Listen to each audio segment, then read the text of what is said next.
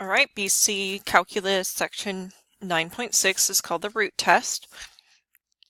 This is a homework. You can do 6 of them with the answers provided. If you want the entire proof and explanation and more examples, you can watch these YouTube videos. But this is the final test to determine convergence or divergence. The root test is especially well, do you say especially or do you say especially? Especially well suited to solve series involving nth powers. And the root test, what's nice about it is it's the same memorization as a geometric and as a ratio test. So when we take the nth root of the absolute value of the original function and it's less than 1, it's going to converge. Greater than 1 or infinity, it will diverge, but inconclusive if it's equal to 1. And then notice we don't have to find an a sub n plus 1 for this one, like we did the other one. So it's pretty easy, okay? Using the root test. So one thing, let's just get started here. Okay, the limit as n goes to infinity of, and then it says take the, oh, Keener. Okay, I don't know why, but today instead of writing n, I'm writing 4. Is 4, it's like the inverse of n. I don't know why I'm doing that. The nth root of the absolute value of e to the 2n over n to the n. Like that. All right. First of all, e to the 2n and n to the n will always be positive, so we don't need those absolute values anymore. And you can apply a root to the numerator and to the denominator. So this is actually the nth root of e to the 2n over the nth root of n to the n, like that.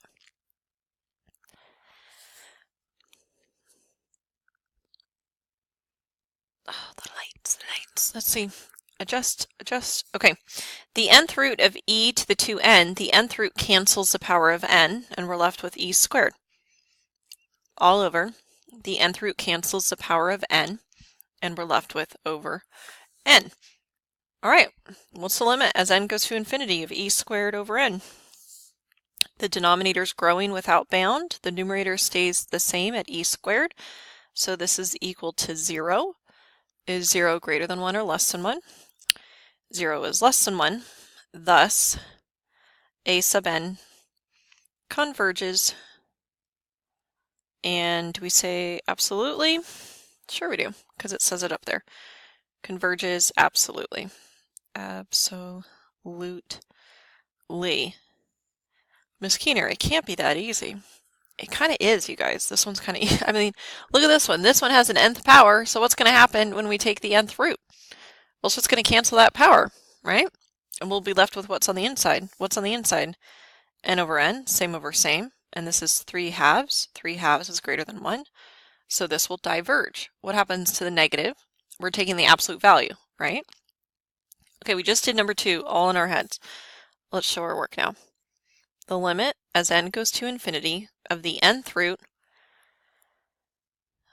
of the absolute value of -3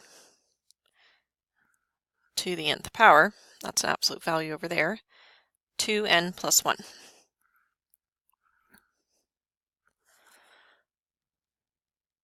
The limit as n goes to infinity, the nth root cancels with the nth power because they're inverse operations, and the absolute value gets rid of the negative sign. So we have 3n over 2n plus 1 as n goes to infinity. Same over same means the answer to this limit is 3 halves. 3 halves greater than 1 or less than 1. It's greater than 1, which means the series diverges.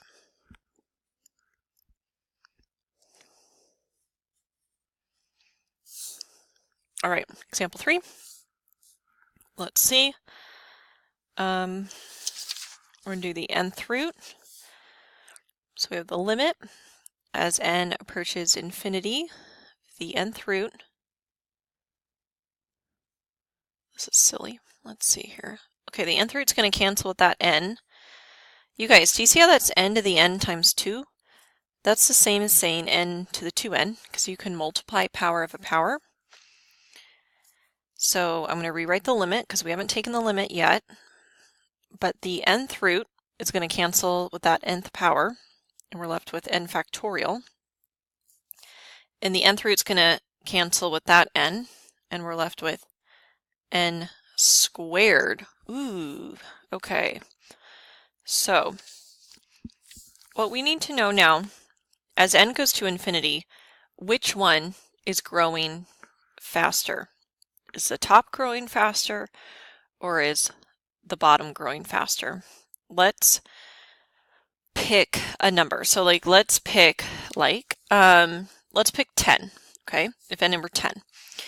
10 to factorial, 10 factorial would be 10 times 9 times 8 times 7 times 6 times 5 times 4. You get the idea, okay?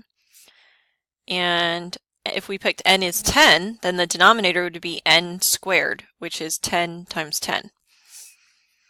So you tell me, which one's larger? The numerator, right?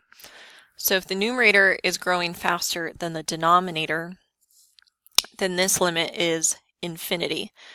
We could try and do L'Hopital's rule, but we don't know the derivative of a factorial. To be very honest with you, I don't know if there is one, but I do know that this answer is infinity, and thus the series diverges for that reason.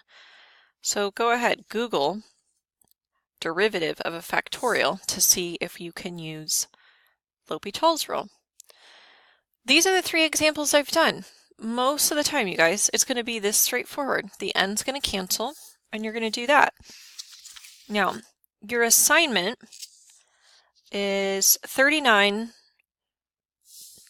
well, it's up here, these 5 questions, okay? Now, what I like to do is I like to sometimes show you the evens that are right next to them, and sometimes they can match up. So I'm going to show you this on video, and I might take a picture of it and post it as a PDF also.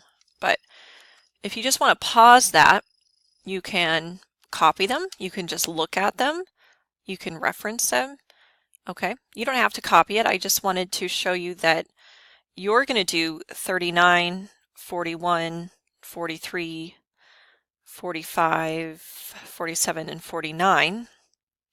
So I just wanted to show you the even ones next to those and their answers. All right.